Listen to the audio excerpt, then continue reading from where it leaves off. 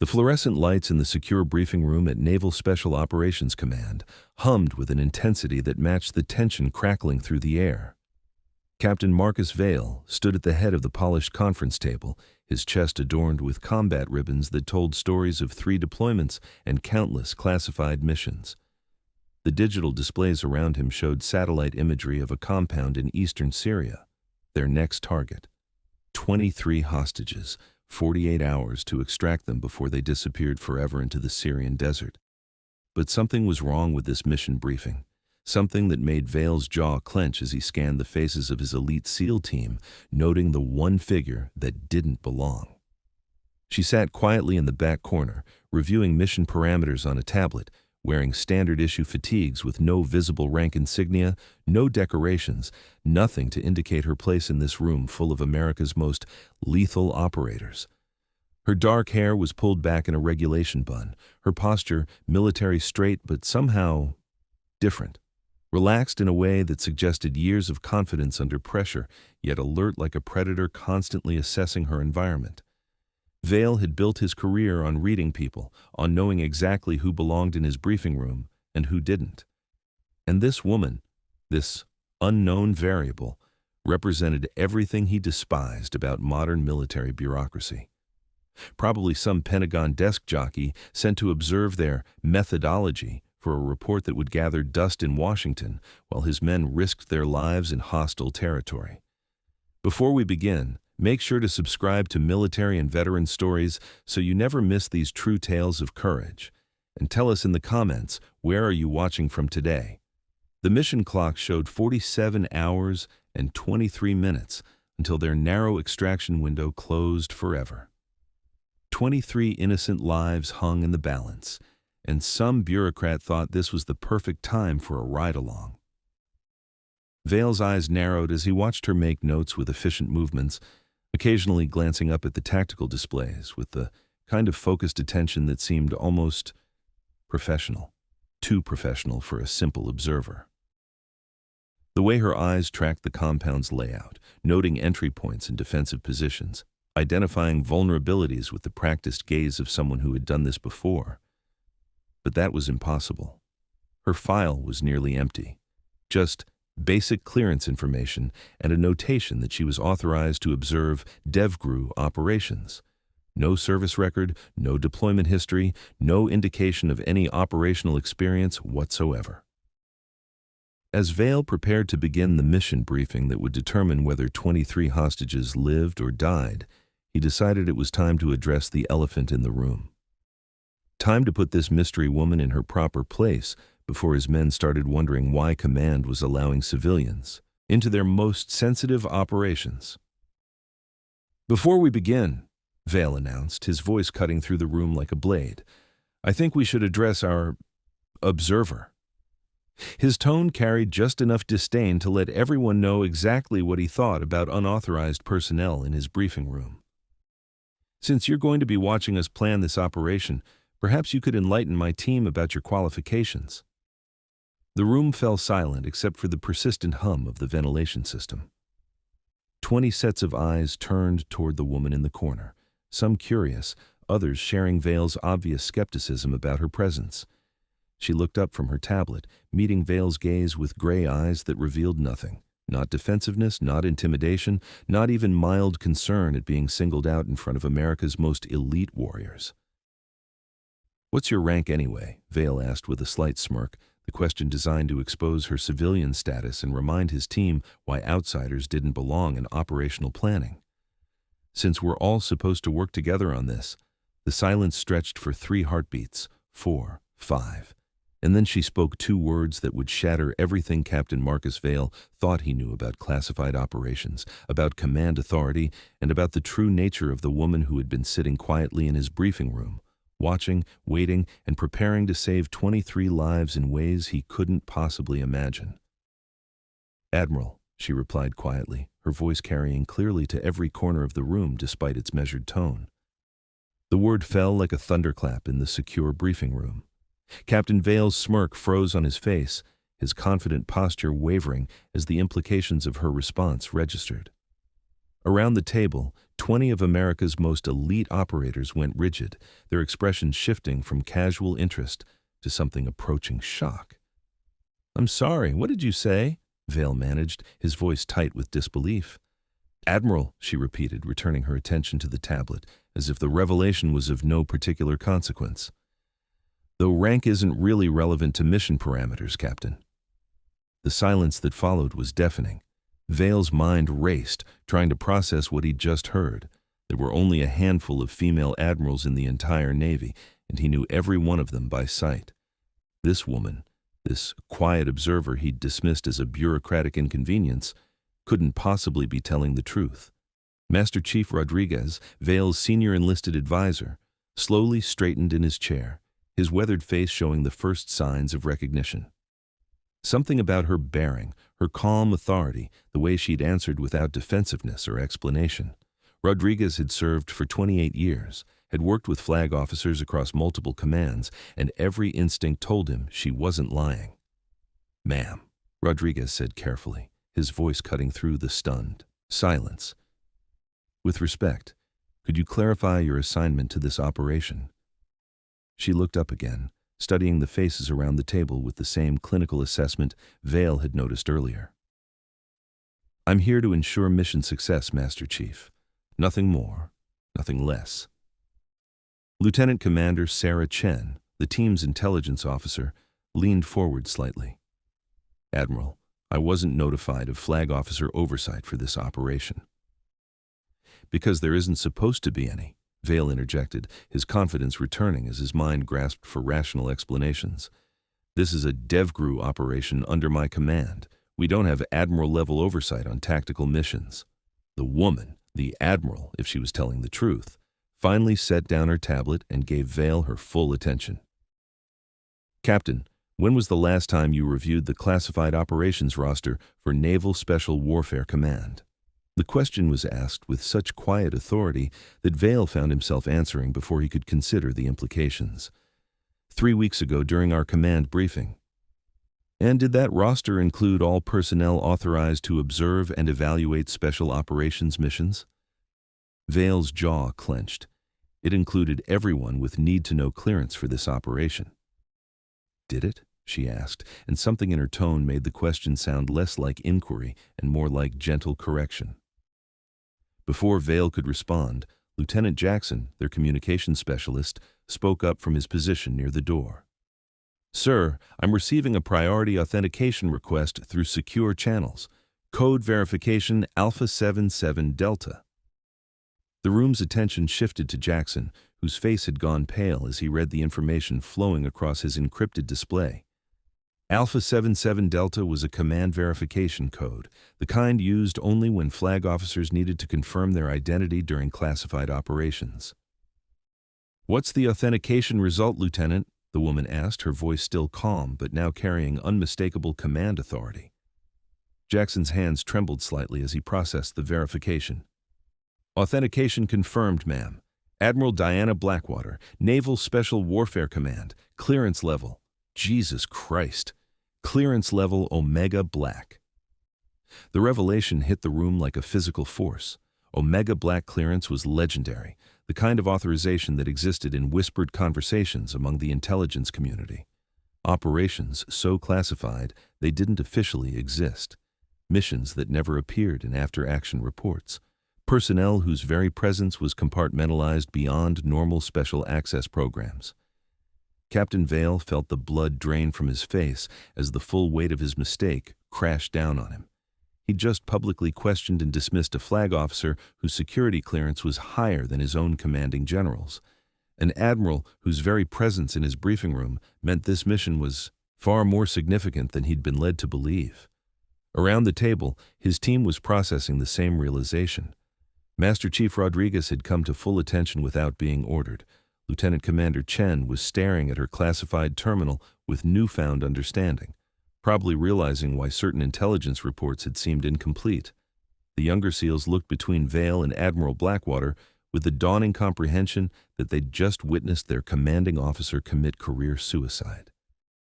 "Admiral," Vale said, his voice hoarse, I wasn't informed of your oversight role in this operation. Admiral Blackwater studied him with those penetrating gray eyes, her expression revealing nothing of her thoughts. Captain Vale, how long have you been commanding SEAL Team 6 operations? 3 years, ma'am. And in those 3 years, how many missions have you conducted where the initial briefing materials contained all relevant intelligence? Vale considered the question, recognizing the trap within it. None, ma'am. Intelligence always evolves during operations. Precisely. She stood slowly, her movement drawing every eye in the room. This mission is more complex than your briefing materials indicate. The 23 hostages are not random civilians. 18 of them are deep cover intelligence assets from 3 different nations. Their capture wasn't coincidental. It was orchestrated by someone with access to highly classified intelligence. The room's temperature seemed to drop several degrees as the implications of her words settled over the assembled operators. This wasn't a standard hostage rescue. This was damage control for one of the worst intelligence breaches in recent memory. The extraction window isn't 47 hours because of operational constraints, Admiral Blackwater continued, moving to the tactical display with practiced familiarity. It's 47 hours because that's how long we have before these assets start revealing information that will compromise ongoing operations in 6 countries. She touched the display, and additional intelligence layers appeared, details that hadn't been in Vale's original briefing. Safe houses, extraction routes, and threat assessments that painted a picture far more complex and dangerous than anything his team had prepared for. So to answer your original question, Captain, she said, turning back to face him directly, I'm not here to observe your methodology. I'm here to make sure you don't get your team killed attempting a mission you don't fully understand. The words were delivered without malice, almost conversationally, but they carried the weight of absolute authority. Captain Marcus Vale, decorated SEAL commander with 3 combat deployments and 17 successful special operations, realized he was completely out of his depth, and that the woman he'd dismissed as a Pentagon bureaucrat was about to teach him the difference between commanding special operations and understanding them. CTA number 1. Before we continue with this incredible story of hidden authority and military deception, make sure to subscribe to Military and Veteran Stories so you never miss these true tales of courage. And tell us in the comments, where are you watching from today? Section 2. The dismissal, inciting mockery. The tension in the briefing room had shifted palpably since Admiral Blackwater's revelation, but Captain Vale's pride wasn't ready to surrender completely. As she manipulated the tactical display with obvious expertise, adding intelligence layers his team hadn't known existed, Vale felt a familiar burning in his chest, the same feeling he'd experienced as a young lieutenant when senior officers had questioned his judgment. 3 years of commanding America's most elite warriors hadn't prepared him for being dressed down in front of his own team by someone who looked like she belonged behind a desk rather than planning direct action missions. Admiral or not, her presence felt like an indictment of his competence, a suggestion that his understanding of special operations was somehow inadequate. With respect, Admiral, Vale said, his tone carefully controlled but edged with defensiveness, my team has successfully executed 47 hostage rescue operations without flag officer oversight. We understand the complexities involved. Admiral Blackwater paused her manipulation of the tactical display, turning to regard him with those unsettling gray eyes. Do you, Captain? Yes, ma'am. We've developed protocols specifically for high-value target extraction in hostile territory. I see. She touched a section of the compound layout, zooming in on what appeared to be a secondary building. Tell me about your standard approach to multi-building complexes with unknown basement levels. Vale studied the display, noting details that hadn't appeared in his original intelligence package. The secondary building showed architectural inconsistencies, suggesting hidden substructure. We secure the primary structure first, then systematically clear ancillary buildings. And if the hostages aren't in the primary structure, we adapt as necessary. Adapt, Admiral Blackwater repeated, as if tasting the word. That's an interesting way to describe operating without intelligence regarding the target's actual location. Lieutenant Commander Chen shifted uncomfortably in her chair. Ma'am, our intelligence indicates the hostages are being held in the main compound building. Your intelligence is 12 hours old, Admiral Blackwater replied without looking at Chen. Current satellite thermal imaging shows the hostages were moved to the subterranean levels 6 hours ago. She manipulated the display again, revealing thermal signatures in areas that hadn't even appeared on Vale's tactical maps. 17 hostages in what appears to be a reinforced bunker system, 6 others in a separate section that are. Ground-penetrating radar suggests is soundproofed and climate-controlled. Master Chief Rodriguez leaned forward. Ma'am, that would change our entire approach strategy. It would, Admiral Blackwater agreed, which brings us to the fundamental question. Captain Vale, how do you propose to extract 19 people from a hardened underground facility using tactics designed for surface operations? Vale felt his confidence wavering as he studied the new intelligence. The thermal signatures clearly showed hostages in areas his team couldn't access with conventional breaching techniques. Underground bunkers required specialized equipment, different entry methods, extended extraction timelines that didn't exist within their 47-hour window. We would need to revise our operational plan, he admitted. Yes, you would. Admiral Blackwater's tone remained neutral, but Vale detected something underneath, not satisfaction at proving him wrong, but genuine concern about mission failure. The question is whether you have time to develop new tactics for a scenario your team has never encountered. The implication hung in the air between them. Vale's team was exceptional at what they did, but what they did was surface operations against known targets. This mission was evolving into something requiring capabilities they'd never developed. Admiral, Lieutenant Jackson spoke up from his communications station. Are you suggesting this mission is beyond our operational scope? Before Admiral Blackwater could respond, Vale interjected with more heat than professionalism warranted. My team doesn't fail missions, Lieutenant. We adapt, we overcome, and we bring people home. The room fell silent again, but this time the silence carried a different weight.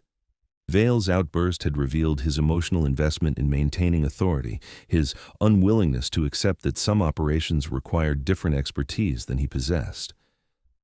Admiral Blackwater studied him for a long moment before speaking. Captain, in your 3 years commanding this team, how many underground extraction missions have you conducted? That's not the relevant metric, ma'am. Isn't it?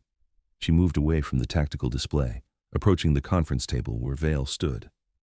How many times have your surface tactics succeeded against hardened bunker systems? Vale's jaw clenched.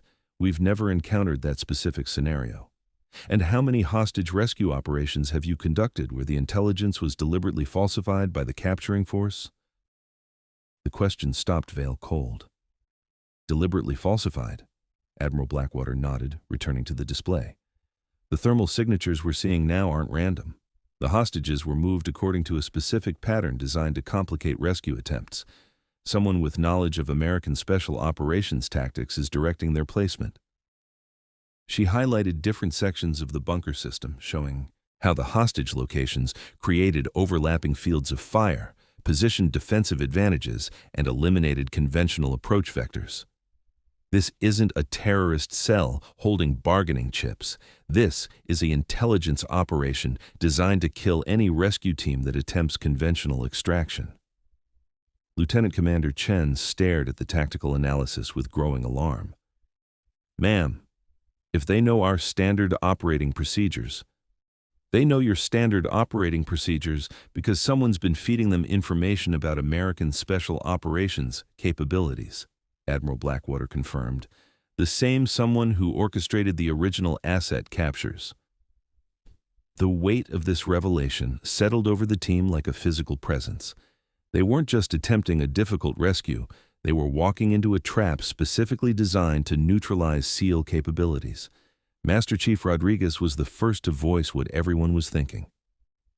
Ma'am, this sounds like we need to abort and reassess. Negative, Admiral Blackwater replied immediately. The intelligence these assets possess cannot be allowed to reach enemy hands. Abort isn't an option. Vale felt his world tilting. Everything he'd built his reputation on, decisive leadership, tactical expertise, successful mission completion, suddenly seemed inadequate for the situation developing before him. His team was looking to him for answers he didn't possess, facing a mission unlike anything they'd encountered. "Then what do you suggest, Admiral?" he asked, his voice tighter than he intended. Admiral Blackwater was quiet for several seconds, studying the tactical display with an intensity that made everyone else in the room unconsciously hold their breath. When she finally spoke, her words carried a weight that transformed the entire dynamic of the briefing. "Captain Vale, what do you know about the Omega Division?" The question sent a chill through the room. Omega Division was whispered about in special operations circles, a theoretical unit that supposedly handled impossible missions, operations so classified they existed only in rumor and speculation. Most operators assumed it was myth, a convenient explanation for inexplicable successes that couldn't be attributed to conventional forces. "Omega Division doesn't exist, ma'am," Vale replied carefully. "Doesn't it?" Admiral Blackwater's expression remained neutral, but something shifted in her bearing. A subtle change that every operator in the room noticed instinctively. "Tell me, Captain, if you needed to extract 19 people from a hardened bunker system defended by an enemy who knows your tactics, who would you call?" Vale had no answer. No conventional force could execute such a mission with acceptable risk levels. The tactical requirements were beyond current special operations capabilities. "You'd call someone who specializes in impossible extractions," Admiral Blackwater continued. "Someone who's done it before." She moved to a secure terminal at the side of the room, entering an authentication code that caused several additional displays to activate. Classification levels appeared that were higher than anything Vale's team normally accessed, operations that officially didn't exist. "Gentlemen," Admiral Blackwater said, her voice carrying new authority, "you're about to learn why some missions require capabilities that exist outside normal command structures." As the classified displays initialized, showing operational records that defied conventional understanding, Captain Vale realized his carefully controlled world was about to change in ways he couldn't anticipate, and that the woman he'd dismissed as an administrative observer was about to demonstrate expertise that would redefine his understanding of what was possible in special operations. Section 3. The first hints, competence glimpses. The classified displays that Admiral Blackwater had activated showed operational summaries that shouldn't have existed. Mission designations with astronomical success rates, hostage rescues with 0 casualties, high-value target eliminations in locations deemed impossible to penetrate, all attributed to operational units with call signs that sounded more like mythology than military reality. Captain Vale found himself staring at after-action reports that read like fiction. A hostage extraction from a compound surrounded by 3 battalion-strength enemy forces. An intelligence asset recovered from a facility buried 30 meters underground. A high-value target eliminated in a location that satellite surveillance confirmed was impossible to access. "These operational records," Lieutenant Commander Chen began, then trailed off as she studied the classification levels. "Sir, I don't have clearance to access most of this information." "Neither do I," Vale admitted, his voice tight with confusion and growing concern. "Admiral, why are you showing us operations we're not authorized to know about?" Admiral Blackwater moved between the displays with practiced familiarity, highlighting specific mission details with the efficiency of someone who had reviewed these records many times before. "Because understanding context is essential for mission success, Captain. Your team needs to know what's possible when conventional tactics aren't sufficient." She touched one of the displays, enlarging an operational map that showed a compound eerily similar to their current target. "Operation Silent Thunder, 18 months ago. 14 hostages held in a hardened underground facility. Enemy force strength estimated at battalion level. Conventional assault deemed impossible by 3 different special operations commands." The mission summary that appeared on screen showed an outcome that defied tactical logic. All hostages recovered alive, enemy force neutralized, extraction completed in under 4 hours, 0 friendly casualties. Master Chief Rodriguez studied the operational timeline with professional skepticism. "Ma'am, with respect, this mission profile suggests capabilities that don't exist in current special operations doctrine." Current conventional special operations doctrine, Admiral Blackwater corrected. There are capabilities beyond what you've been exposed to, Master Chief. She moved to another display, showing a mission that made Silent Thunder look simple. Operation Dark Mirror. 23 intelligence assets captured by a hostile force with advanced knowledge of American extraction capabilities. Underground facility, hardened defenses, enemy tactical intelligence provided by compromised American sources. Vale felt his stomach tighten as he read the mission parameters. They were identical to their current situation in every critical detail. Admiral, this mission, it's the same as our current target. Not the same, Captain. It's the template. The words fell into the briefing room like stones into still water. Around the table, Vale's team exchanged glances as the implications registered. Their current mission wasn't unique. It was a repeated scenario that someone had apparently encountered before. "You're saying this has happened previously?" Lieutenant Jackson asked from his communications station. "I'm saying this exact scenario has been attempted multiple times by different hostile intelligence services," Admiral Blackwater replied. "The tactic is effective because it exploits the limitations of conventional special operations doctrine." She highlighted sections of the operational timeline that showed how traditional SEAL tactics had failed in previous attempts.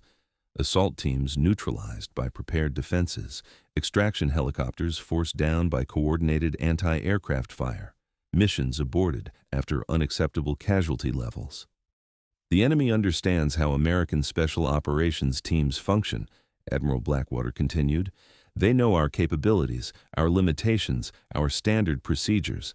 They've designed this scenario specifically to neutralize those advantages." Lieutenant Commander Chen leaned forward, studying the tactical analysis with growing unease. "Ma'am, if conventional tactics are ineffective, how were these previous missions completed successfully?" Admiral Blackwater paused, her expression shifting in a way that suggested careful consideration of classified boundaries. "Unconventional tactics, Commander. Approaches that exist outside standard doctrine." "Such as?" Vale asked, though something in her demeanor made him suspect he wasn't going to like the answer. Instead of responding directly, Admiral Blackwater activated another display. This one showed personnel records, though most details were heavily redacted. What remained visible were operational statistics that seemed impossible.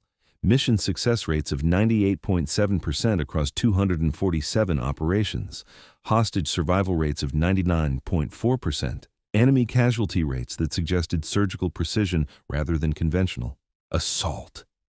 "These personnel," Master Chief Rodriguez began, then stopped as he noticed something unusual in the records. "Ma'am, there's only one operator listed." Admiral Blackwater nodded. "One operator. 247 missions, 12 years of operational deployment." The briefing room fell silent as the implications of those numbers sank in. A single operator conducting missions that conventional teams couldn't complete, success rates that defied statistical probability, operational longevity that suggested capabilities far beyond normal special operations parameters. "That's impossible," Vale said flatly. "No single operator could maintain that operational tempo or achieve those success rates." "Impossible using conventional assessment criteria," Admiral Blackwater agreed. "But these aren't conventional operations, and this isn't a conventional operator." She moved to a secure terminal, entering another authentication sequence. Additional displays activated, showing mission footage that made everyone in the room lean forward with professional interest. Infrared videos of underground infiltrations, thermal imaging of extractions conducted under hostile fire, tactical movements that seemed to flow like water through defensive positions. The footage showed someone moving through enemy territory with capabilities that transcended normal human limitations. Not superhuman, every movement could be explained by exceptional training and tactical knowledge, but coordinated with a precision that suggested years of experience in exactly these scenarios. "Jesus Christ," Lieutenant Jackson whispered, watching thermal footage of a single figure extracting 4 hostages from a defended position while enemy forces searched less than 10 meters away. "How is that possible?" "Training, Captain," Admiral Blackwater replied, though her tone suggested there was more to the explanation than she was revealing. Very specialized training. Vale studied the footage with growing suspicion. Something about the operational approaches seemed familiar, as if he was watching techniques he'd encountered before but couldn't quite place.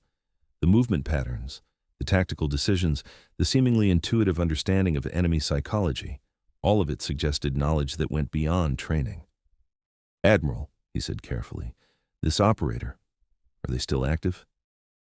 Admiral Blackwater turned away from the displays, meeting Vale's gaze directly for the first time since the classified briefings had begun. "That depends, Captain, on whether you believe your current mission requires capabilities beyond conventional special operations doctrine." The question hung in the air, but Vale sensed it was more than theoretical inquiry. Something in Admiral Blackwater's demeanor suggested the question had immediate relevance to their situation.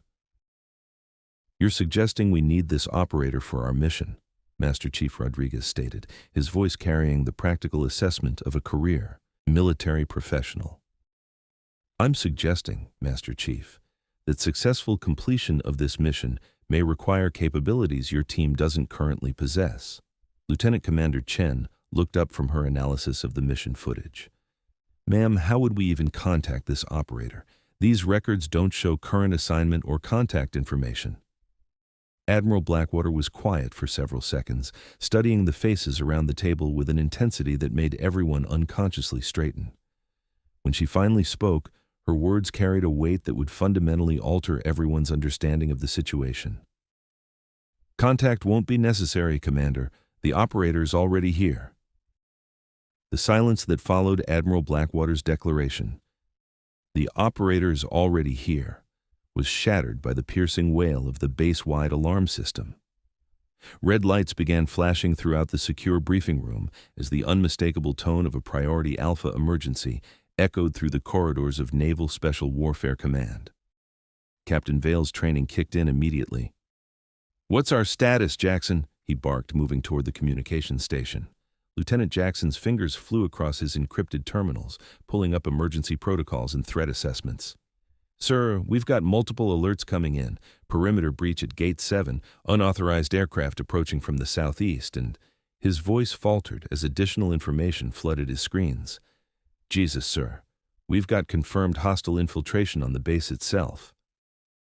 The tactical displays around the room automatically switched from mission planning to real-time threat assessment. Satellite feeds showed the naval base from above, with multiple red indicators marking areas of suspected enemy activity. Security cameras displayed scenes of chaos as personnel rushed to defensive positions.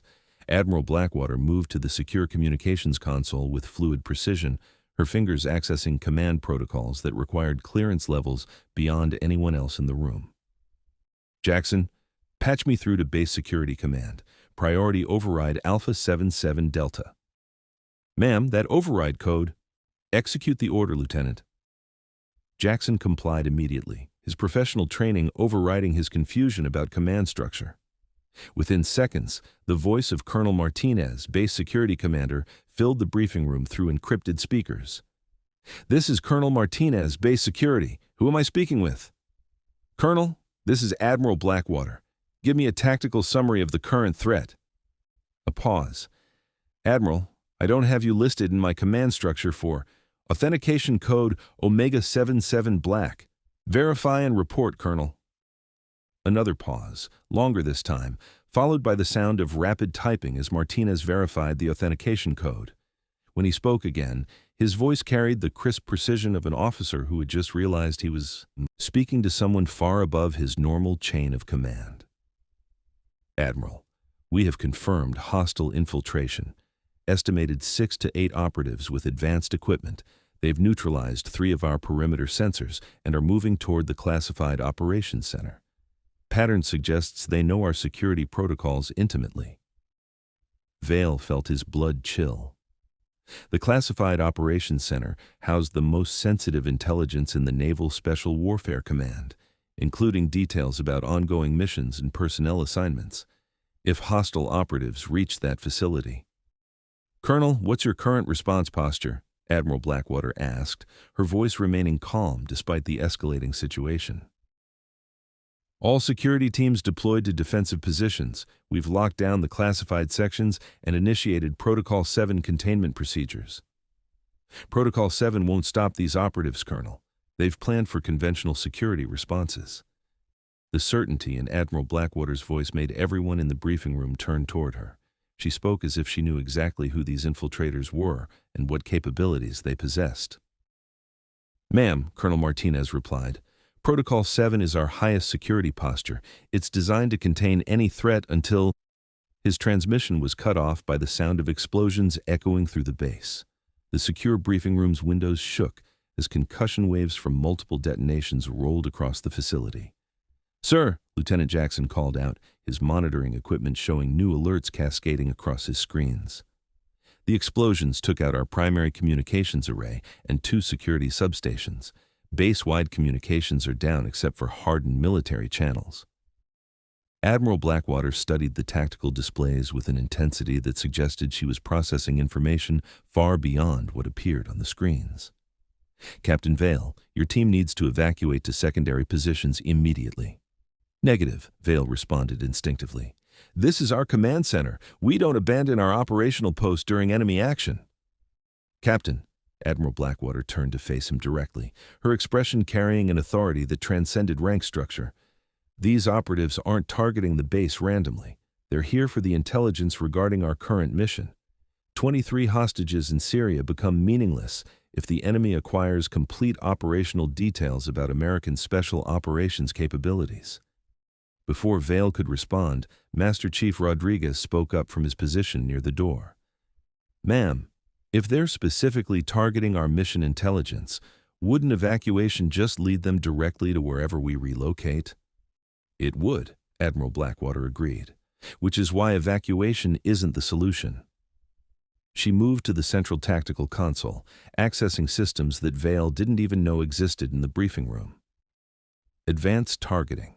Algorithms appeared on the displays, showing 3-dimensional mapping of the base with threat vectors and defensive positions calculated in real time. The solution is neutralizing the threat before it compromises mission-critical intelligence.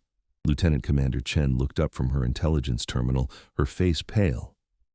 "Admiral, base security is reporting that the infiltrators have military-grade equipment and tactical knowledge suggesting special operations training.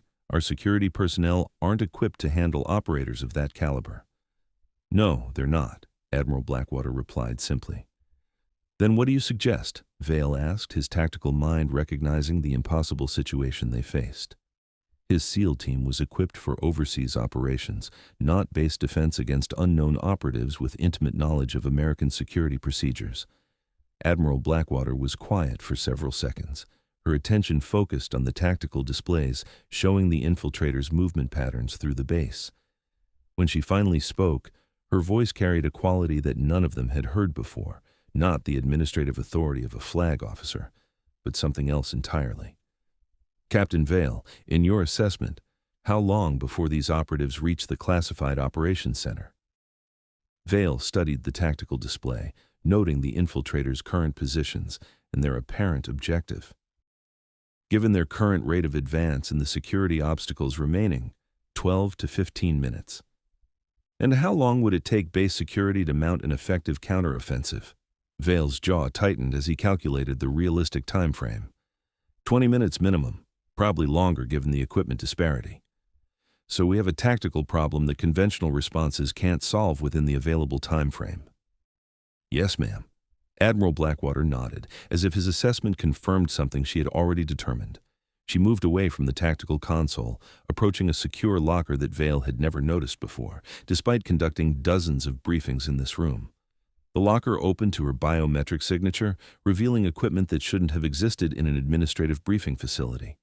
Advanced tactical gear, weapons with modifications he didn't recognize, communication devices with specifications beyond current military issue. "Admiral," Master Chief Rodriguez said carefully, "what exactly is that equipment?" "Operational gear for scenarios that require unconventional responses," she replied, beginning to secure items to her person with the practiced efficiency of someone who had done this many times before. As she moved, Vale noticed details he had missed during her earlier transformation, into command authority. Her physical conditioning was evident beneath the administrative uniform, muscle definition that suggested regular combat training, scars partially visible at her wrists that looked like defensive wounds. Most significantly, her movements had acquired a predatory quality that reminded him of his most experienced operators. "Ma'am," Lieutenant Jackson called from the communications station, "I'm receiving reports that the infiltrators have neutralized 2 more security teams. They're using tactics that suggest knowledge of our response protocols." "Of course they are," Admiral Blackwater replied, checking the action on a sidearm with the fluid motions of someone intimately familiar with the weapon. "They've been planning this operation specifically to exploit known security vulnerabilities."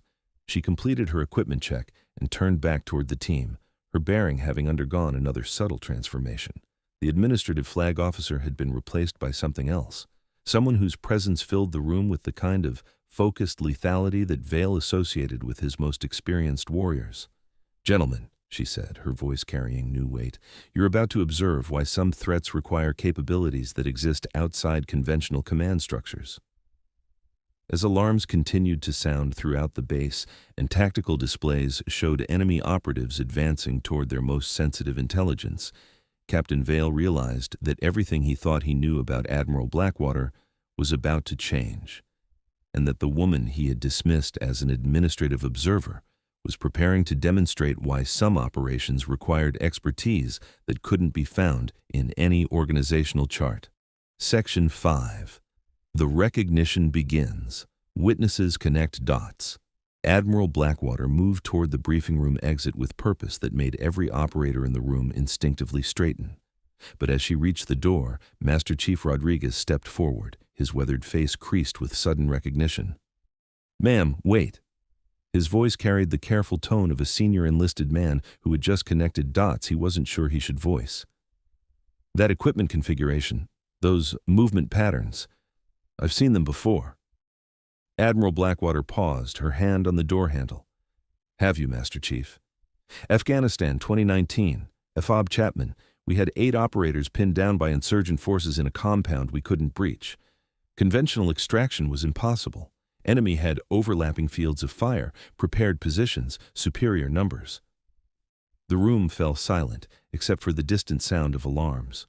Rodriguez continued, his voice growing more certain with each word. "Someone went in alone. Single operator, unconventional approach, extracted all 8 men with 0 casualties, never saw their face, never got a name. Command said it was classified beyond our clearance level." Admiral Blackwater turned back toward the room, her expression unreadable. "Go on, Master Chief." "The equipment we glimpsed afterward. Advanced modifications, custom configurations, same gear you just pulled from that locker." Rodriguez paused, studying her with new intensity. "The movement patterns you're using now, they match what our surveillance cameras caught that night." Lieutenant Commander Chen looked up from her tactical display, pieces falling into place in her own memory. "The impossible extractions we were reviewing earlier, Master Chief, are you suggesting Admiral Blackwater was actually present during those operations?" "Not present, Commander," Rodriguez replied slowly. "I'm suggesting she conducted them." The weight of this implication settled over the briefing room like a physical presence. Captain Vale found himself staring at Admiral Blackwater with entirely new understanding. The classified operational records she had shown them, the impossible success rates, the single operator who had conducted 247 missions. "That's not possible," Lieutenant Jackson said from his communications station. "The operational timeline for those missions spans 12 years. No single operator could maintain that deployment schedule." "Jackson's right," Vale added, his tactical mind rejecting what Rodriguez was suggesting. "The physical demands alone would be unsustainable. Plus, those operations required clearances and support structures that don't exist for individual operators." Admiral Blackwater studied their faces, seeming to weigh considerations beyond their understanding. When she finally spoke, her voice carried quiet authority that transcended their doubts. "Tell me, Captain, what do you know about operators who officially don't exist?" The question sent chills through the room. Every special operations veteran had heard whispers about personnel whose assignments were so classified they appeared nowhere in official records. operators who carried out missions that never appeared in after-action reports, whose very existence was compartmentalized beyond normal access levels. Theoretical constructs, Vale replied carefully. Operational mythology that doesn't reflect actual command structures. Is it?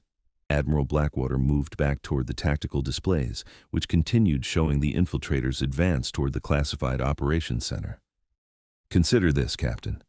If you needed someone to conduct operations that couldn't be officially acknowledged, how would you maintain their operational security? Vale followed her logic reluctantly. Complete compartmentalization. No official records, no standard command structure, no administrative trail that could be compromised. And if such an operator needed to occasionally interact with conventional forces, they'd need administrative cover, official identity that provided access while maintaining operational separation. Lieutenant Commander Chen inhaled sharply as the implications hit her. A flag officer posting, clearances that allow access to any operation, administrative authority that eliminates questions about presence or knowledge. Very good, Commander. Master Chief Rodriguez stepped closer, his expression combining respect with growing certainty. Ma'am, that operator at FOB Chapman, Command never told us the call sign, but we heard rumors afterward. Something about a code name that matched the impossible nature of the extraction. What kind of code name, Master Chief? Ghost? Rodriguez paused, studying her reaction. But that seemed too obvious for someone with those capabilities. More likely something that reflected tactical approach rather than just stealth ability. Admiral Blackwater was quiet for several seconds, her attention seemingly focused on the tactical displays. When she spoke, her words were barely audible over the continuing alarms. What would you call an operator who moved through enemy territory like a predator? Someone who struck from unexpected directions and disappeared before enemy forces could respond. The question hung in the air. Around the room, professional recognition was building, understanding that transcended rank and protocol. These were warriors recognizing one of their own, someone whose capabilities exceeded their experience, but whose tactical instincts they could recognize and respect. Phoenix, Lieutenant Jackson said quietly from his communication station, something that rises from impossible situations. Close, Admiral Blackwater replied, but not quite right. Captain Vale found himself studying her with new eyes. The way she had accessed the classified systems, the intimate knowledge of threat assessments, the equipment that appeared designed for capabilities beyond standard special operations doctrine. Everything pointed toward a conclusion that challenged his understanding of military organization. Admiral, he said carefully, the operator in those mission files, the one with 247 successful operations, are you saying that was you? Before Admiral Blackwater could respond, the briefing room's communication system activated with Colonel Martinez's voice, tight with urgency. All stations, this is Base Security Command. Hostile operatives have breached the outer perimeter of the classified operations center. Estimated penetration in 6 minutes. Any available assets, please respond immediately.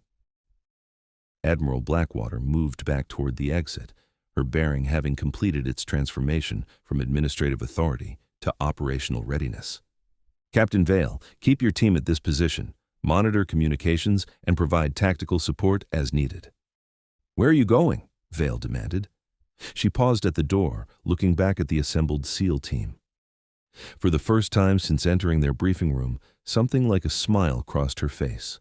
Not amusement, but the quiet confidence of someone who had faced impossible odds before and survived. To demonstrate why some call signs aren't just names, Captain, they're operational descriptions.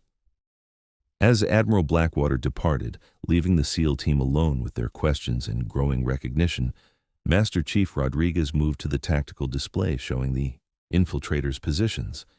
His weathered face carried the expression of someone who had just realized he was about to witness something extraordinary. Gentlemen, he said quietly, I think we're about to find out what the impossible operator's real call sign is, and why 12 years of successful operations required someone who could do what conventional forces cannot. The room fell silent except for tactical communications and distant alarms, everyone understanding that they were about to witness capabilities that would redefine their understanding of what was possible in special operations. Section 6. The verification. Truth cannot be denied. The tactical displays in the briefing room provided perfect surveillance of Admiral Blackwater's movement through the base corridors. Captain Vale and his team watched in professional fascination as she navigated toward the classified operations center with route selection that bypassed every security checkpoint and patrol pattern. "How does she know the security rotations?" Lieutenant Commander Chen asked, studying the tactical plot. "Those patrol schedules were established this morning." "More importantly," Master Chief Rodriguez added, "how is she moving through areas that our security sensors should be monitoring?" Lieutenant Jackson pulled up the base security grid on his communications terminal. "Sir, according to this, she's moving through sections that don't show any personnel signatures. It's like she's invisible to our monitoring systems." Captain Vale studied the displays with growing unease. Admiral Blackwater's movement patterns defied standard infiltration techniques. She wasn't avoiding security systems. She was moving as if she understood their limitations intimately, exploiting gaps in coverage that shouldn't have been known to anyone outside the security command structure. "Captain," Rodriguez said quietly, "in 12 years of special operations, I've never seen anyone move through defended territory like that. It's not training or experience. It's something else." Before Vale could respond, the communication system activated with urgent transmissions from various security teams throughout the base. The infiltrators had apparently encountered unexpected resistance. "Base Command, this is Security Team Delta. We found 3 hostile operatives unconscious near Building 7. No signs of struggle, no indication of what neutralized them." "Security Team Charlie reporting. 2 more operatives down near the communications array. Professional-grade restraints, but no evidence of engagement." "Base Command, Security Team Alpha. We're at the perimeter of the classified center. All hostile signatures have disappeared from our sensors." Captain Vale exchanged glances with his team. 6 to 8 infiltrators had penetrated base security, neutralized multiple defensive positions, and advanced toward their most sensitive intelligence facility. Now they had simply vanished. "Jackson, pull up. Thermal imaging for the classified center perimeter," Vale ordered. The displays shifted to show thermal signatures around the target building. The infiltrators were visible, positioned near the facility's entrances with military precision. But as they watched, additional thermal signatures appeared, movement patterns that seemed to flow around the hostile positions with fluid efficiency. "Sir," Lieutenant Jackson said, his voice tight with professional recognition, "those movement patterns, they're not showing up on our personnel tracking systems." Master Chief Rodriguez leaned closer to the display. "That's impossible. Every person on this base carries identification that registers with our tracking network. Unless," Lieutenant Commander Chen suggested quietly, "they're carrying identification that's designed to spoof our systems." As they watched, the thermal signatures around the classified center began changing. The infiltrators' positions shifted from coordinated assault formation to defensive postures, then to what appeared to be confusion as their carefully planned approach was systematically disrupted by an opponent they couldn't locate or track. "My God," Lieutenant Jackson whispered, "someone's out there taking them apart piece by piece." The communication system activated again, but this time the transmission came through channels that required clearances beyond normal base operations. The voice was Admiral Blackwater's, but her tone had acquired the crisp precision of someone conducting active operations. "Base Command, this is Admiral Blackwater. 6 hostile operatives have been neutralized and secured, 2 additional operatives attempting to exfiltrate through the southeastern perimeter." Colonel Martinez's voice responded immediately. "Admiral, where is my security team? We had personnel responding to that area." "Your personnel are maintaining perimeter security as ordered, Colonel. The threat has been contained through alternative methods." "Ma'am, I don't understand. Our sensors show no friendly forces in that area except for your position." Captain Vale found himself staring at the tactical displays, trying to reconcile what he was seeing with any conventional explanation. 8 highly trained infiltrators, equipped with advanced gear and intimate knowledge of base security, had been neutralized by a single operator who appeared to move through their defensive networks without triggering any monitoring systems. "Captain," Master Chief Rodriguez said, his voice carrying the awe of professional recognition, "I've never seen operational capabilities like this.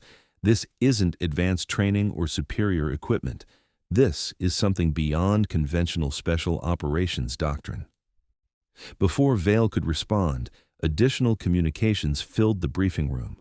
Security teams were reporting the discovery of restrained infiltrators throughout the base, all unconscious, all secured with military-grade restraints that suggested professional competence rather than lethal force.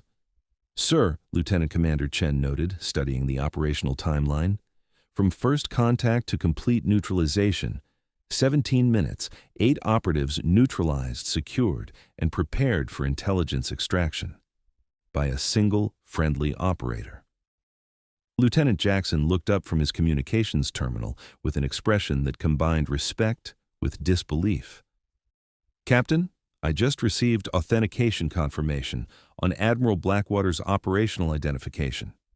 Her active call sign is registered in systems I don't have clearance to access, but the authentication code that came back—" He paused, staring at his screen as if the information displayed there challenged his understanding of military organization.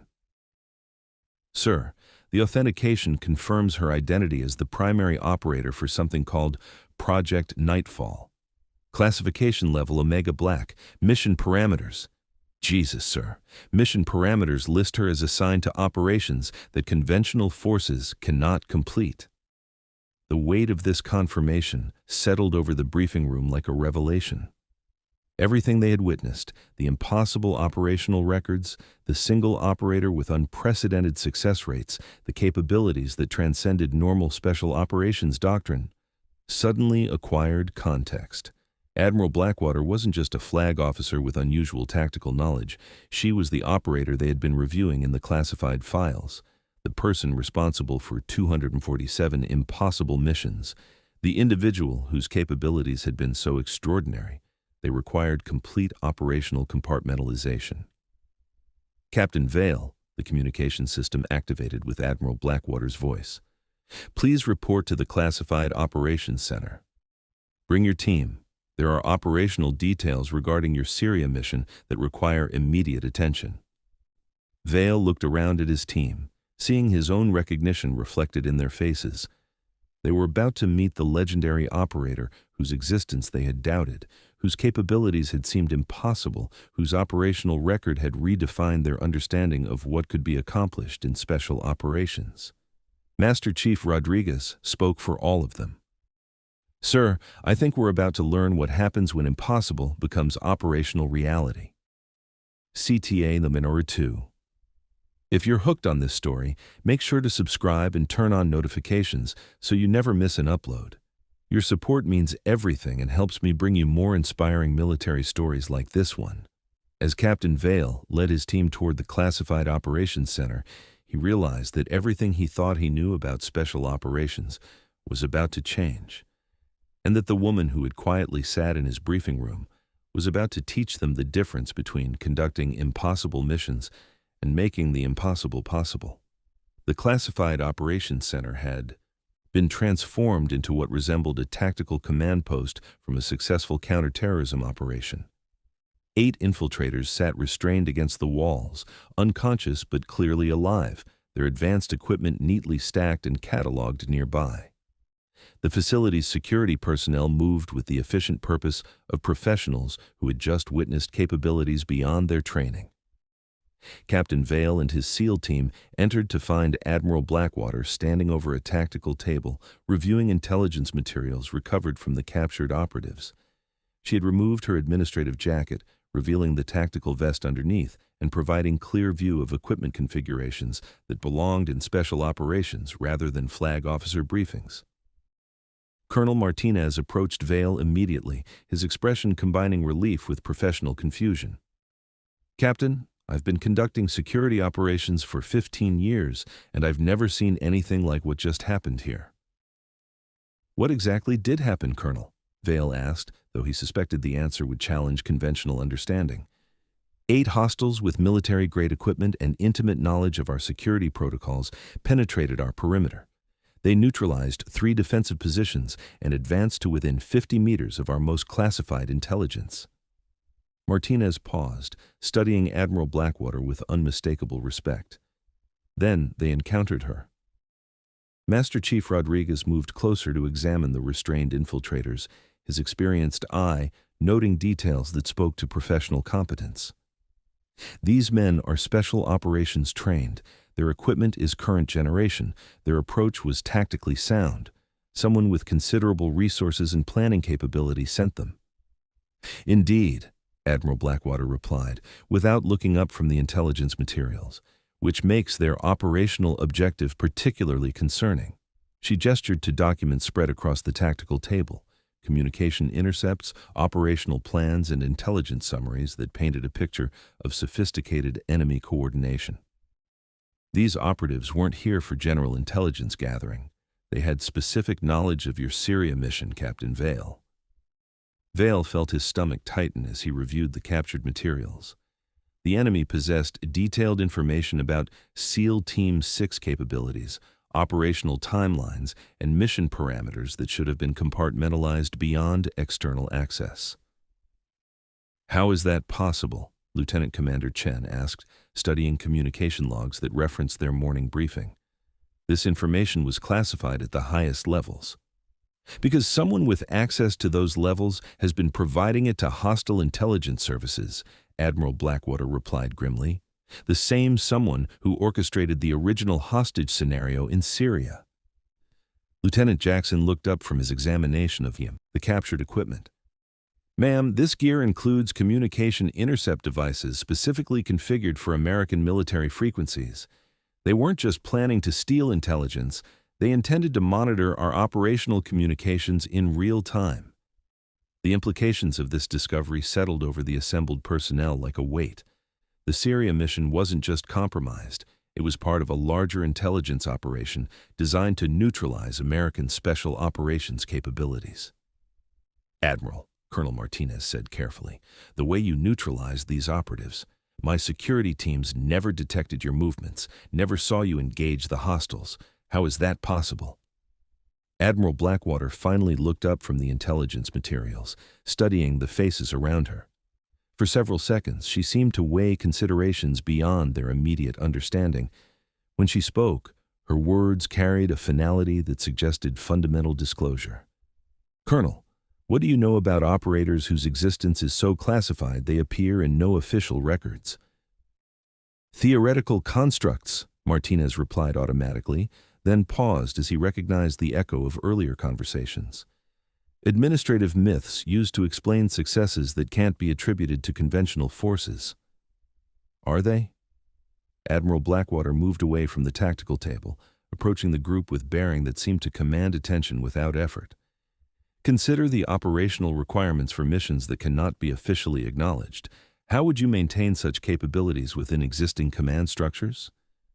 Captain Vale found himself answering despite his growing suspicion about where this conversation was leading. Complete compartmentalization, operators whose assignments exist outside normal administrative oversight. And if such operators needed to occasionally interface with conventional forces? Administrative cover, Master Chief Rodriguez said slowly, understanding beginning to dawn in his expression. Official identity that provides access while maintaining operational separation. Admiral Blackwater nodded, her expression confirming their deductions. Gentlemen, you've been reviewing operational records for an operator-designated Project Nightfall. Classification Omega Black. Mission parameters, operations that conventional forces cannot complete. She paused, allowing the weight of this information to settle before continuing. You've been questioning how a single operator could conduct 247 missions with success rates that defy statistical probability. How someone could maintain operational effectiveness across 12 years of continuous deployment. Lieutenant Commander Chen stared at Admiral Blackwater with growing recognition. Ma'am, are you saying that Project Nightfall? I'm saying, Commander, that some missions require capabilities that exist outside conventional doctrine, and that maintaining those Capabilities requires operational security measures that transcend normal military organization. The revelation hung in the air between them, reshaping every interaction they had experienced since Admiral Blackwater entered their briefing room. Her administrative authority, her intimate knowledge of classified operations, her ability to neutralize 8 trained infiltrators without triggering security systems, all of it suddenly acquired context. Colonel Martinez was the first to respond, his military bearing straightening as understanding registered. "Ma'am, Project Nightfall. That's the operator responsible for the impossible extractions, the missions that saved." He paused, calculating. Jesus, hundreds of American personnel over the past 12 years. 247 missions, Admiral Blackwater confirmed quietly. 633 personnel recovered alive from situations conventional forces deemed impossible. Master Chief Rodriguez stepped forward, his weathered face showing the respect of a career warrior recognizing genuine capability. "Ma'am, if your Project Nightfall, if you conducted those operations..." He came to attention and rendered a sharp, precise salute. "It's an honor, Admiral." The simple gesture seemed to trigger recognition throughout the assembled personnel. One by one, Colonel Martinez's security team snapped to attention, rendering salutes with the crisp precision of professionals acknowledging extraordinary service. The sound of boots striking concrete echoed through the classified center as military bearing replaced casual interaction. Captain Vale found himself studying Admiral Blackwater, Project Nightfall, with entirely new understanding. The woman he had dismissed as an administrative observer was legendary within special operations circles. Her missions had saved lives his community valued, had achieved objectives they considered impossible, had maintained American capabilities in situations where conventional forces would have failed. "Ma'am," he said, his voice tight with recognition of his earlier behavior, "I owe you an apology. My conduct in the briefing room was inappropriate and unprofessional." Admiral Blackwater studied him with those penetrating gray eyes, her expression revealing nothing of her thoughts about his earlier dismissal. "Captain, your reaction was operationally useful. It confirmed that my administrative cover remains effective." "Effective enough that I made a complete ass of myself," Vale replied, professional honesty overriding diplomatic considerations. "Effective enough that you evaluated information based on visible authority rather than content," she corrected. "A natural response that serves operational security purposes." Lieutenant Jackson looked up from his continuing examination of the captured intelligence materials. "Admiral, this information about our Syria mission, if the enemy has this level of detail, is the operation still viable?" Admiral Blackwater returned to the tactical table, reviewing the intercepted communications with professional focus. "The operation is not only viable, Lieutenant, it's become essential. This intelligence breach confirms that the hostage scenario was orchestrated to draw American special operations into a trap." She highlighted sections of the enemy communications that showed operational planning extending far beyond the Syrian compound. "The goal isn't just to eliminate the current hostages, it's to neutralize SEAL Team 6 capabilities and compromise ongoing special operations throughout the region." Captain Vale studied the tactical implications, recognizing the sophisticated nature of the enemy strategy. "They're using the hostage situation to create operational conditions where conventional special operations tactics become liabilities." "Precisely. Which is why conventional tactics won't succeed in this scenario." The weight of this assessment settled over the assembled personnel. Their most elite special operations capabilities had been systematically analyzed and countered by an enemy with intimate knowledge of American military doctrine. "So, what do you recommend, Admiral?" Colonel Martinez asked. Admiral Blackwater was quiet for several seconds, studying the tactical displays and intelligence summaries with the focused intensity of someone calculating complex operational variables. When she finally spoke, her words carried the weight of absolute professional commitment. "Gentlemen, you're about to observe why some operations require capabilities that exist beyond conventional command structures." As she began outlining operational approaches that transcended normal special operations doctrine, Captain Vale realized he was about to witness the legendary operator whose existence he had doubted demonstrate why 12 years of impossible missions had required someone who could achieve what conventional forces could not. Section 8. The antagonist's moment, authority humbled. Admiral Blackwater's tactical briefing revealed operational approaches that challenged every assumption Captain Vale had made about special operations doctrine. As she outlined infiltration methods that bypassed conventional defensive measures and extraction techniques that operated outside standard protocols, Vale found himself confronting the uncomfortable reality of his own limitations. The Syrian compound's defensive arrangements aren't random, Admiral Blackwater explained, manipulating the tactical display to show threat assessments invisible in their original intelligence package. They're specifically designed to neutralize American special operations approaches, overlapping fields of fire positioned to eliminate standard breach points, defensive positions that counter our conventional movement patterns. Master Chief Rodriguez studied the enhanced tactical analysis with professional concern. Ma'am, if they've planned specifically to counter our capabilities, how do we adapt our approach? You don't adapt, Master Chief. You use capabilities they haven't planned for.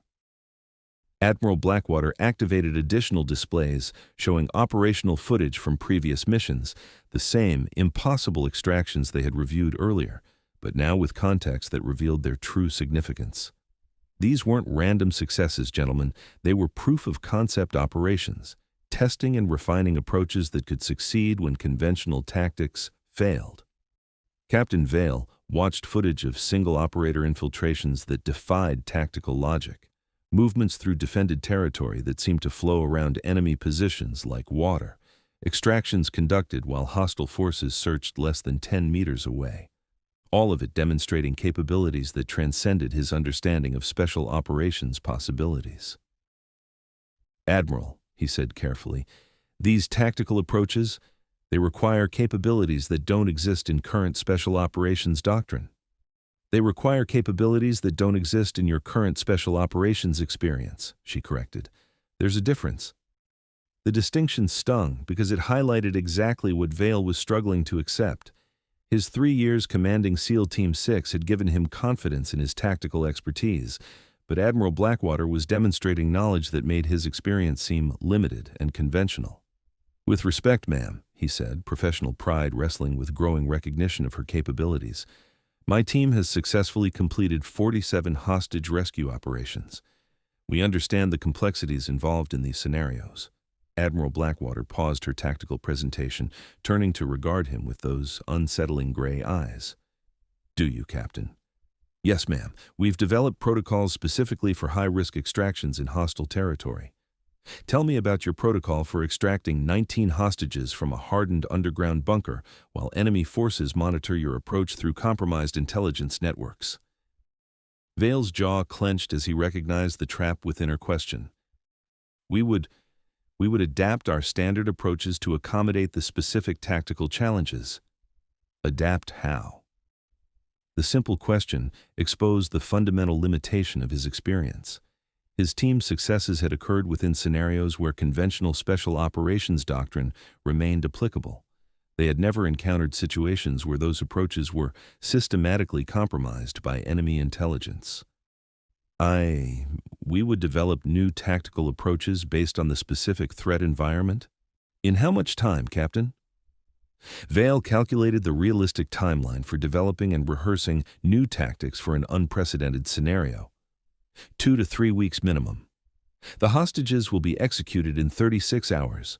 The blunt assessment silenced the room. Vale stared at the tactical displays showing the Syrian compound, recognizing for the first time the true impossibility of what they were being asked to accomplish. His team's experience, impressive as it was, had not prepared them for operations where conventional doctrine became a liability. Lieutenant Commander Chen looked up from her analysis of the enhanced intelligence. Admiral, if conventional approaches won't succeed and we can't develop new tactics within the available time frame, then you need someone who has already developed those capabilities, Commander. Someone who has spent 12 years refining approaches that succeed when conventional tactics fail. The implication was clear, but Vale's professional pride resisted accepting it. Ma'am, are you suggesting my team isn't capable of completing this mission? Admiral Blackwater studied him for several seconds before responding. Captain, I'm stating that this mission requires capabilities your team doesn't currently possess. That's not an indictment of your competence. It's recognition of operational reality. The distinction was professional rather than personal, but it still challenged everything Vale had built his identity around. His command of SEAL Team 6 represented the pinnacle of special operations achievement. Being told that wasn't sufficient for critical missions struck at the core of his professional self-image. Captain, Master Chief Rodriguez said quietly, maybe the question isn't whether we're capable, but whether we're the right tool for this specific job. Rodriguez's perspective, coming from a career-enlisted man with 28 years of experience, carried weight that transcended rank considerations. If Rodriguez was acknowledging the limitations of their conventional approaches. What are you suggesting, Master Chief? Vale asked, though he suspected the answer. I'm suggesting, sir, that maybe we need to step back and let someone with the right capabilities handle this.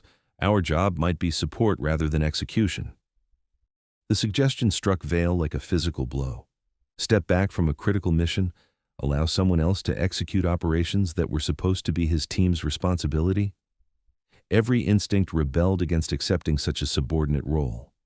Master Chief, we don't step back from missions. We adapt, we overcome, and we complete objectives. Sir, Rodriguez replied carefully, sometimes overcoming means recognizing when the mission requires capabilities beyond our current parameters. Admiral Blackwater watched this exchange with the patience of someone who had witnessed similar conversations before. When Vale turned back toward her, his expression showed the internal struggle between professional pride and tactical realism. Admiral, if this mission requires your capabilities specifically, what would be our role in the operation? Support, Captain. Intelligence coordination, tactical backup, extraction security, essential functions that ensure mission success, the answer was diplomatically phrased, but Vale recognized it for what it was, his elite SEAL team being relegated to supporting roles while someone else conducted the primary operation. The acknowledgement of operational necessity over personal authority.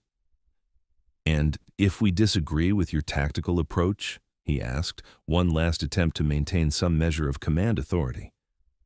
Admiral Blackwater's expression shifted slightly, revealing something that transcended professional courtesy. Captain, in 12 years of operations, I've never lost a hostage or a team member. My tactical approaches work because they're based on proven capabilities rather than theoretical doctrine. The statement carried absolute confidence backed by documented success. Vale found himself staring at performance metrics that eliminated argument. 247 missions, 0 mission failures, 633 personnel recovered alive from impossible situations. Sir, Lieutenant Jackson said quietly from his communications station, I just received updated intelligence from Syria. The hostiles have moved 17 of the 19 hostages to the deepest level of the underground facility. Thermal imaging suggests they're preparing for execution if rescue is attempted through conventional approaches. The update provided stark context for their tactical discussion. While Vale struggled with command authority and professional pride, people were going to die if they failed to act decisively. Admiral Blackwater moved back to the tactical displays, making rapid calculations based on the new intelligence. Captain, I need a decision. Will your team provide support for an unconventional extraction, or do I conduct this operation alone? The question forced Vale to confront the fundamental choice between his ego and mission success, between maintaining command authority and saving lives, between conventional approaches that might fail and unconventional methods that had proven successful. Master Chief Rodriguez stepped forward, coming to attention.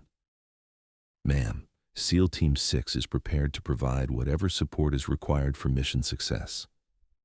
His declaration carried the weight of team consensus, bypassing Vale's internal struggle with a practical assessment that prioritized objectives over authority. Around the room, the other team members nodded in agreement, their professional instincts recognizing operational necessity. Captain Vale looked around at his team, seeing respect for Admiral Blackwater that transcended rank or protocol, recognition of capabilities that commanded professional admiration rather than required obedience, understanding that some missions required setting aside conventional authority structures in favor of proven expertise. "Admiral," he said finally, his voice tight but determined, "SEAL Team 6 is at your disposal. What do you need from us?" Admiral Blackwater studied his face, recognizing the difficulty of his decision. "Captain, I need you to coordinate tactical intelligence and maintain communication security. Your team's expertise in those areas is essential for operation success." The response acknowledged his team's capabilities while defining their role within her operational framework. Not subordination, but collaboration based on complementary expertise. As Vale nodded his acceptance of this arrangement, he realized that true leadership sometimes meant recognizing when others possessed capabilities essential for mission success, and that the woman he had initially dismissed had just taught him the difference between commanding authority and earning respect. Section 9. The New Order, Resolution and Legacy. 18 hours after Admiral Blackwater's unconventional tactical briefing, Captain Vale stood in the same secure communications center, watching real-time feeds from Syria that defied everything he thought he knew about special operations. The mission that conventional wisdom deemed impossible was unfolding on his screens with surgical precision that seemed to transcend human limitations. "Phoenix 1, this is Base Command," Lieutenant Jackson transmitted through encrypted channels. "Thermal imaging confirms 17 hostages at depth level 3, 2 additional at level 2. Security patterns match your infiltration projections." Admiral Blackwater's voice responded through communication systems that somehow remained undetected by enemy monitoring equipment. "Copy Base Command, initiating approach sequence. Maintain communication silence for 40 minutes unless emergency protocols activate." The tactical displays showed no friendly signatures approaching the Syrian compound, despite satellite confirmation that Admiral Blackwater was beginning her infiltration. Her movement patterns were invisible to surveillance systems that should have detected any human presence. "Sir," Master Chief Rodriguez said quietly, studying the feeds with professional fascination, "I've never seen operational approaches like this. She's moving through their defensive perimeter like it doesn't exist." Captain Vale nodded grimly, his earlier skepticism replaced by reluctant admiration for capabilities that challenged his understanding of what was possible. The compound's defensive arrangements had been specifically designed to counter American special operations tactics, yet Admiral Blackwater was penetrating them without triggering any alarm systems. How is she maintaining communication while remaining invisible to their monitoring equipment? Lieutenant Commander Chen asked, reviewing signal intelligence that showed no detectable transmissions from the operational area. "Classified communication protocols," Lieutenant Jackson replied from his station. "Equipment and techniques that exist outside standard special operations doctrine." The answer raised more questions than it answered, but Vale was beginning to accept that Admiral Blackwater's operational capabilities existed in categories beyond his current understanding. 12 years of impossible missions had apparently required developing approaches that transcended conventional limitations. "Base Command, Phoenix 1, Admiral Blackwater's voice returned after 38 minutes of silence. "Level 3 secured. 17 hostages confirmed alive and mobile. Beginning Level 2 extraction sequence."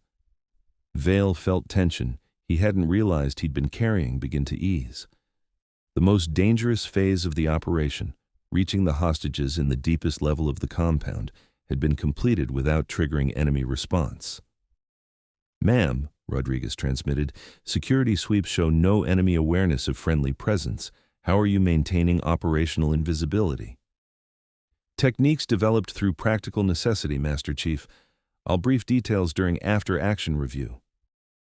The promise of eventual explanation provided some comfort, though Vale suspected those techniques would require clearances beyond his current authorization levels. Admiral Blackwater's operational methods seemed to exist in realms of classification he hadn't known existed. "Phoenix 1, Thermal imaging shows enemy personnel concentrating near Level 2 access points, Chen reported. They may be responding to some indicator we're not detecting. Negative, Commander. They're responding to schedule rather than infiltration, security rotation that occurs every 4 hours. I'm using their own protocols for concealment. The tactical sophistication of her approach was becoming evident. Rather than avoiding enemy security measures, Admiral Blackwater was exploiting them, using hostile protocols to mask her own activities. It suggested understanding of enemy operations that went far beyond conventional intelligence gathering. 27 minutes later, her voice returned with characteristic calm. Base Command, Phoenix 1. All 19 hostages secured and mobile. Beginning exfiltration sequence. Request extraction coordination at Rally Point Delta. Vale stared at the tactical timeline displayed on his monitors. Total operational duration, 1 hour, 14 minutes. 19 hostages extracted from a hardened underground facility defended by a force that had intimate knowledge of American Special Operations capabilities. 0 friendly casualties, 0 mission complications, 0 detection by enemy forces. Sir, Lieutenant Jackson said, awe evident in his voice, I've never seen mission execution like this. She penetrated their defenses, extracted all hostages, and exfiltrated without triggering any enemy response. Because she's operating with capabilities we don't possess, Vale replied, his professional assessment overriding personal pride. Techniques developed specifically for scenarios where conventional approaches fail. Master Chief Rodriguez approached the communication station where Vale stood, reviewing the operational timeline. Captain, request permission to speak freely. Granted, Master Chief. Sir, we just witnessed something extraordinary. Mission parameters that conventional forces deemed impossible, completed by a single operator with results that exceed our best-case projections. Rodriguez paused, his weathered face showing the respect of a career warrior, acknowledging superior capability. We've been privileged to observe operational excellence at a level most of us will never achieve. Vale nodded slowly, recognizing the truth in Rodriguez's assessment. His initial reaction to Admiral Blackwater's presence, dismissal based on visible authority rather than demonstrated competence, had been fundamentally wrong. She possessed capabilities that commanded professional respect rather than bureaucratic courtesy. Extraction complete. Admiral Blackwater's voice filled the communications center one final time. All personnel accounted for and secure. Phoenix 1 returning to base. As the communication ended, Vale realized that everything about this mission had challenged his preconceptions about special operations, command authority, and operational capability. His team's experience, impressive as it was, had been revealed as conventional rather than exceptional. 6 hours later, Admiral Blackwater returned to Naval Special Warfare Command with 19 rescued hostages and intelligence materials that would reshape American understanding of enemy capabilities in the region.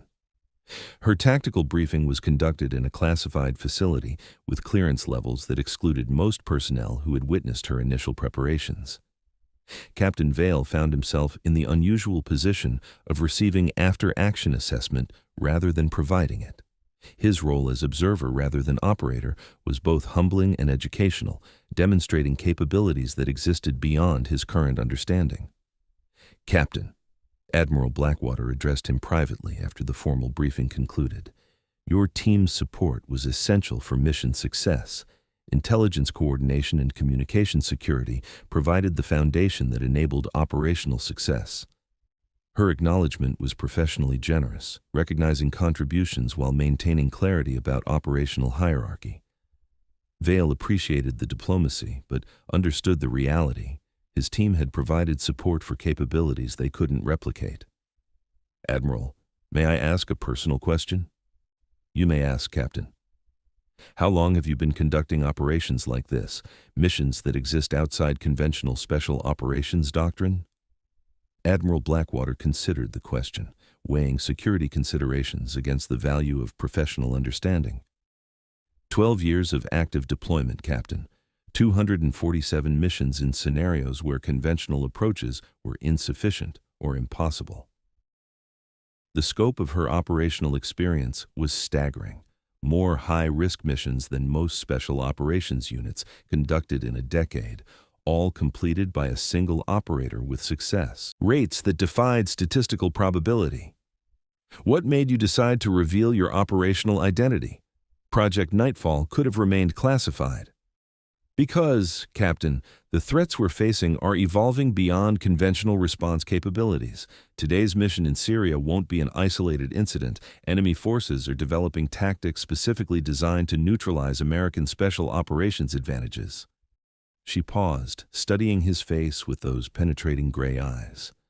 The military needs officers who understand that some missions require capabilities outside standard doctrine. Leaders who can recognize when conventional approaches must yield to unconventional necessities. The statement carried implications beyond their current conversation. Vale sensed he was being evaluated for something beyond his current command responsibilities. Admiral, are you suggesting that special operations doctrine needs fundamental revision? I'm suggesting, Captain, that effective leadership requires flexibility in approach and humility in assessment. The ability to recognize superior capabilities regardless of their source. 3 weeks later, Captain Vale received orders reassigning him to a new position within Naval Special Warfare Command, Coordinator for Unconventional Operations Development. His mission: integrate lessons learned from Project Nightfall capabilities into broader special operations doctrine. The assignment represented both professional advancement and acknowledgement of transformed perspective. His experience with Admiral Blackwater had taught him that true military leadership required recognizing excellence wherever it existed, regardless of rank, protocol, or conventional expectations. CTA Sagar 3. If you enjoyed this story, please subscribe for more military and veteran stories. These true tales keep the courage alive for generations to come. And in the comments, tell us where are you watching from and who's the quiet leader you'll never forget. As Vale settled into his new responsibilities, he carried with him the memory of watching impossible become operational reality. Admiral Blackwater had demonstrated that some missions required capabilities that transcended conventional understanding, and that effective leadership meant creating space for those capabilities to succeed. The woman who had quietly entered his briefing room had taught him the difference between commanding through authority and leading through recognition of superior expertise, a lesson that would shape his approach to special operations for the remainder of his career. In a world where threats evolved faster than doctrine could adapt, the most valuable military asset wasn't superior equipment or advanced training. It was leaders humble enough to recognize when someone else possessed the capabilities essential for mission success. Admiral Blackwater returned to her administrative duties, her true identity once again hidden behind bureaucratic cover. But her impact on Naval Special Warfare Command would endure through officers like Vale, who had learned that the most extraordinary capabilities often moved quietly through military hierarchies, visible only to those wise enough to look beyond rank and protocol. Sometimes the most important lessons came from unexpected teachers who demonstrated that authority earned through competence commanded more respect than authority imposed through position, and that the difference between good leaders and great ones lay in their willingness to learn from anyone who possessed knowledge they needed.